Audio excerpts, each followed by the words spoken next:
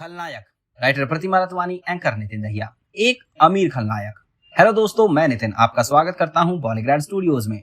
17 दिसंबर 1956 में नेवोलाटो सिनोला, मैक्सिको में इसका जन्म हुआ। बचपन से ही ये काफी अपने ख्यालों में गुम रहता था और न जाने क्या अपने आप में सोचता रहता था। हमेशा से ही बड़ी बड़ी गाड़ियां, बड़े बंगले, अच्छे कपड़े, अच्छे जूते इसे पसंद आया करते थे। मगर शायद ही किसी को अंदाजा था कि ये $25 बिलियन का मालिक बनेगा बड़ा होकर। जैसे ही अमाडो बड़ा हो गया, ड्रग्स की दुनिया में बहुत सारी जानकारी लेने लगा। ये कहां से आता है, कौन कौन इसे खरीदता है, इसकी लत कैसे लगती है, इसे कैसे बेचा जाता है, कितने में बेचा जाता है, ये सभी चीजें अमाडो को समझ आती थी।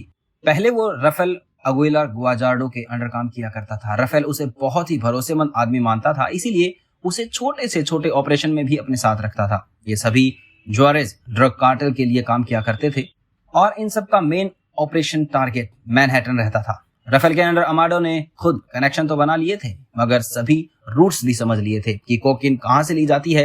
देखते ही देखते जब अमाडो को सब कुछ अच्छे से समझ आ गया तो उसने वही किया जो एक अपॉर्चुनिस्टिक ड्रग ऑपरेटर करता है, और वो है रफेल का मर्डर। रफेल को साइड हटाकर अमाडो खुद अब लीडर बन चुका था, और वो भी रफेल से ज्यादा पावरफुल। न सिर्फ अमाडो ने अपना बेस स्ट्रॉन्ग किया था, मगर टीनेजर्स में इसकी लत बढ़वाकर अपना मुनाफा भी 10 गुना कर लिया। कोकीन का राजा बन चुका था अमाडो। पूरे वर्ल्ड में अपनी मैपिंग कर करके अमाडो अब खेल रहा था। इतने में उसे लॉर्ड ऑफ द स्काइज इसी से पहचानने लगे थे। उसके पास इन ऑपरेशंस के लिए 1 नहीं, 2 नहीं, 3 नहीं, बल्कि 27 प्राइवेट प्लेन्स थे। सब के सब बोइंग 727 उस टाइम के ये सबसे लग्जरियस और सबसे एडवांस्ड प्लेन थे, और अमाडो ने ये सब अपने बिजनेस के लिए अलग रख रखे थे। इन सभी प्लेन्स के ऑपरेशंस खुद अमाडो देखा करता था। ये सभी private planes direct cocaine Manhattan में डिलीवर करते थे, जिसके लिए एक अलग लैंडिंग और एक टेक ऑफ लोकेशन भी डिसाइडेड थी। ये सभी के सभी ऑपरेशंस इतना प्रॉफिट लाते थे कि प्लेन के फ्यूल का खर्चा और प्लेन की पार्किंग की जगह का खर्चा बिल्कुल ना के बराबर होता था। कोकीन उस दौरान सबसे ज्यादा बेचे जाने वाला ड्रग हो चुका था, जिसकी हेरा फेरी हर दिन होती थी। $1 मिलियन का कोकीन एक साथ भेजा जाता था। इसका हिसाब खुद अमाडो देखता था। वो जानता था कि जैसे उसने रफेल से काम समझकर उसका फायदा उठाया था और अंत में उसे मार दिया था, वैसे ही कोई उसके साथ भी कर सकता है। इसीलिए ही वो हर किसी को करीब तो रखता था, मगर इतना नहीं कि कोई उसे ही मारकर नया ड्रग लॉर्ड बन जाए। उसके बाद अमाडो के जो शौक थे वो अच्छे अच्छे लोगों के नहीं होंगे।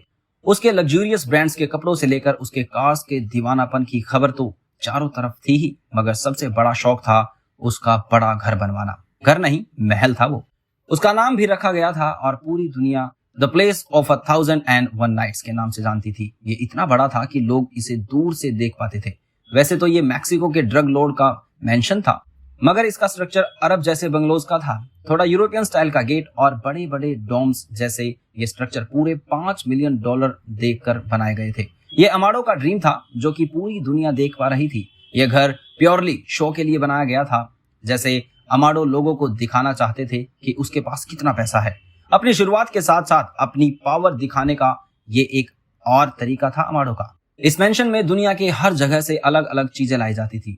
जैसे किचन की कटलरी कहीं से थी, तो रग्स कहीं और के, तो फ्लावर वॉशेस कहीं और के। घर पूरा व्हाइट था, तो अंदर से इंटीरियर रंगीन। लोगों को जब ये घर बाद में दिखाया गया तो सभी का ये मानना था कि किसी ने बस पैसे खर्च करने के लिए ये सब चीजें खरीदी हैं। ना तो कोई कलर थीम थी घर में, और ना ही कोई पर्टिकुलर स्टाइल था, तो सिर्फ और सिर्फ पैसा और पैसों की खुशबू। ये घर अमाडो की जायदाद का छोटा सा नमूना था, वरना इसके अलावा भी बहुत पैसे कमाए थे अमाडो ने, और हमेशा इस घर की रक्षा के लिए बहुत से गार्ड्स खड़े रहते थे, जो खासकर अमाडो की सुरक्षा देखते थे। अमाडो खुद भी 2 AK-47 लेकर हमेशा घूमता था, क्योंकि वो जानता था कि उसके वेल विशर्स से ज्यादा उसके दुश्मन हैं। वो खुद भी रफेल को बहुत बार बचा चुका था, इसीलिए वो कभी कभी ये सभी टेंशन खुद हैंडल कर लेता था। इसके लिए उसका हर दिन आखिरी दिन जैसा लगता था, मगर अमाडो काफी टाइम तक अपने काम और बिजनेस को आगे बढ़ाने में कामयाब रहा। अपने मरने के 10 साल पहले से अमाडो अपनी जान लॉ से बचकर भागता रहा। उसे कई बार पकड़ा गया था, मगर वो हमेशा बच निकलता। इतने साल भागने के बाद अमाडो को एक आइडिया आया। अमाडो को पैसे से मतलब था, और वो पैसे के लिए कुछ भी कर सकता था। इसीलिए अमाडो ने आखिरी में अपनी शक्ल बदलवाने का आइडिया निकाला। अमाडो चाहता था कि अब जब पुलिस हाथ धोकर उसके पीछे पड़ी है, तो वो क्यों ना वो भेस बदलकर देश छोड़ के सारे पैसों के साथ भाग जाए। इसलिए उसने 1997 में प्लास्टिक सर्जरी कराने के लिए बेस्ट कॉस्मेटोलॉजिस्ट को पैसे दे दिए। वो अपना नाक नक्शा सब बदलवाना चाहता था, इसीलिए उसने 3 जुलाई की डेट निकाली थी। इस दिन इस ड्रग लॉर्ड का चेहरा हमेशा के लिए बदलने वाला था। उस दिन बहुत लंबी सर्जरी होने वाली थी और डॉक्टर ने उसे वार्न भी किया था कि ये जानलेवा हो सकती है, क्योंकि अमाडो इसे एक सीटिंग में ही करवाना चाहता था। अमाडो को कहा गया था कि वो इसे 3 अलग अलग दिन करवाए ताकि ब्लड का फ्लो सही रहे, मगर अमाडो को बहुत जल्दी थी। वो जल्द से जल्द बचकर भागना चाहता था, इसीलिए ही उसने 10 घंटे का एक ही ऑपरेशन करने का निर्णय लिया था। पुलिस जब अमाडो को ढूंढ रही थी तो वो टेबल पर अपना चेहरा बदलवा रहा था। सभी डॉक्टर्स को अच्छे खासे पैसे खिलाए गए थे मुंह बंद करने के लिए, मगर ये दिन अमाडो का आखिरी दिन होगा किसी ने नहीं सोचा था। हुआ वही जो डॉक्टर्स ने वार्न किया था। अमाडो की बॉडी इतने रिएक्शन झेल नहीं पाई और उस ऑपरेशन टेबल पर ही अमाडो चल बसे। डॉक्टर ने उसे बचाने की बहुत कोशिश की, मगर अब कोई फायदा नहीं था। कमाल की बात तो ये थी कि वो दोनों डॉक्टर्स जो ऑपरेशन में इन्वॉल्व थे, उनके भी मरने की खबर 10 दिन में आ गई और दोनों की बॉडी पास के ही कंक्रीट टॉम्ब्स में मिली थी। साइंस यही बताते हैं कि किसी ने दोनों को टॉर्चर करके मारा था, मगर कोई एविडेंस नहीं मिल पाया। तो बस हो सकता है कि संजय दत्त का खलनायक का कैरेक्टर इस बार इसी ड्रग लॉर्ड से इंस्पायर्ड हो। संजय वैसे भी लग्जूरियस कैरेक्टर निभा सकते हैं और खलनायक में उनका रोल वैसे भी ऐसे ही किसी ड्रग लॉर्ड से मैचिंग दिखाया जा सकता है।